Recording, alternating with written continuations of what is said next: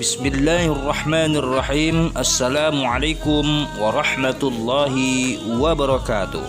Selamat datang sahabat di El Ansori Channel.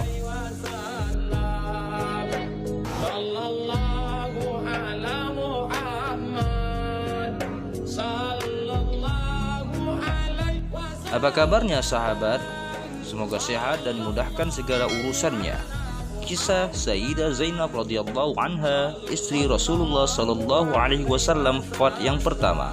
Pernikahan sebelum dengan Rasulullah sallallahu alaihi wasallam. Selamat membaca dan mendengarkan.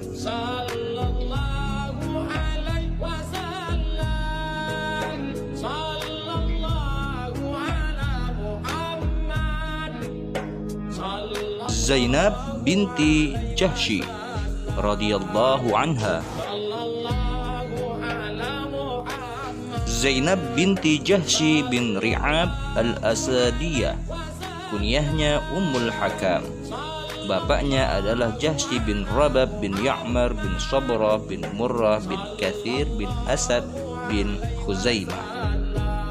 Ibunya adalah Umaymah binti Abdul Muthalib, bibi Rasulullah sallallahu alaihi wasallam.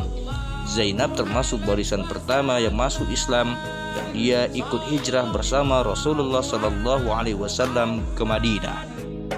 Bapaknya bernama Jahsy bin Ri'ab bin Ya'mur bin Sabirah bin Murrah bin Kabir bin Ghanam bin Dudan bin Asad bin Khuzaimah.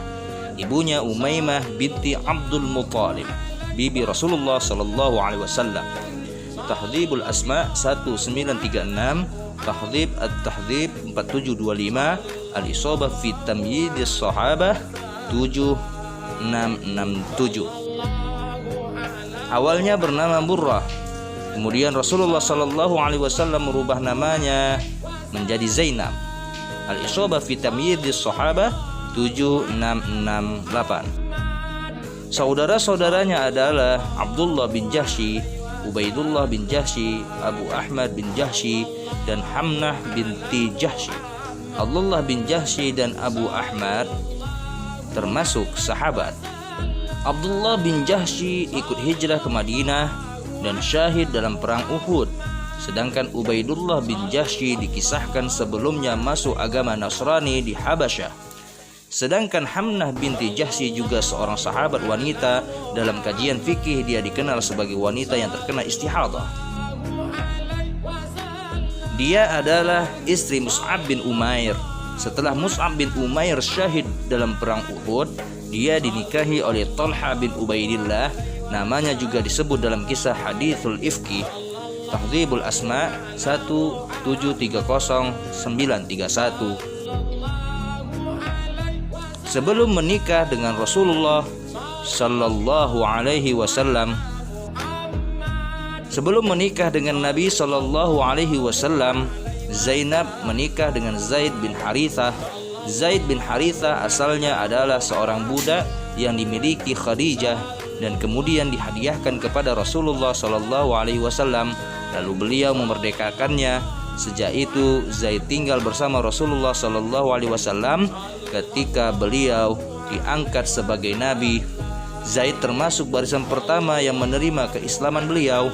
Zaid mendapatkan kemuliaan karena hanya dialah yang namanya disebut dengan jelas dalam Al-Quran dalam kisah perceraiannya dengan Zainab binti Jahsy. Selain masih muda dan semangat, Zaid dikenal pula dengan ilmu dan akhlaknya, sehingga Rasulullah sallallahu alaihi wasallam sangat mencintainya karena dia dikenal sebagai hibbu Rasulillah sallallahu alaihi wasallam, kesayangan Rasulullah sallallahu alaihi wasallam.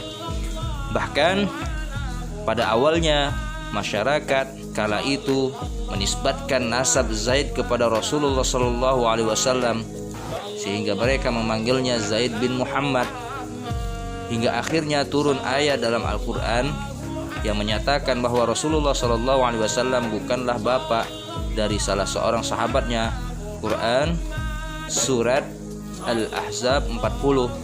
Setelah ayat tersebut turun, nasab Zaid dilarang disandingkan kepada Rasulullah sallallahu alaihi wasallam tidak boleh memanggilnya Zaid bin Muhammad. Maka sejak itu namanya dipanggil dengan sebutan Zaid bin Harithah.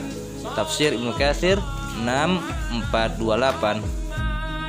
Setelah usianya telah dianggap matang, Rasulullah SAW bermaksud mengawinkan Zaid dengan sepupunya yang bernama Zainab.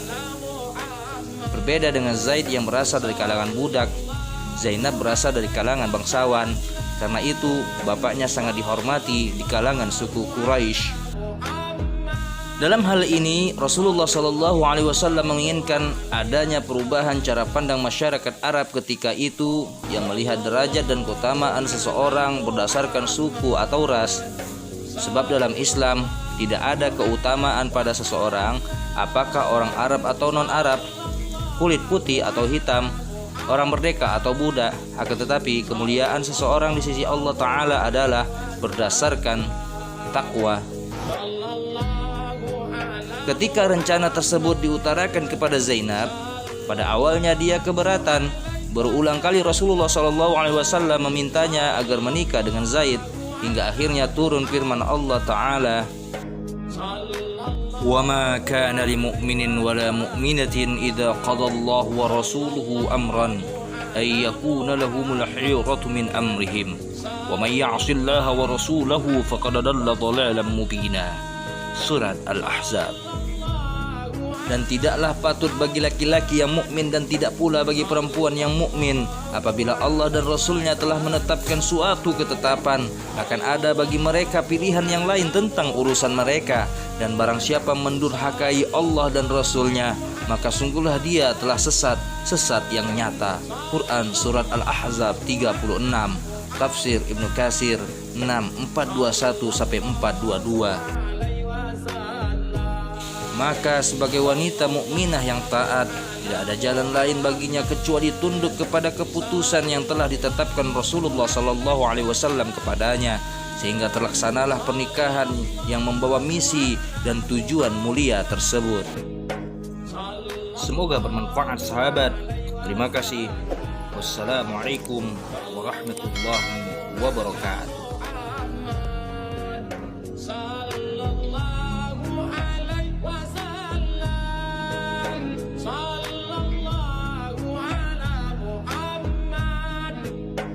Allah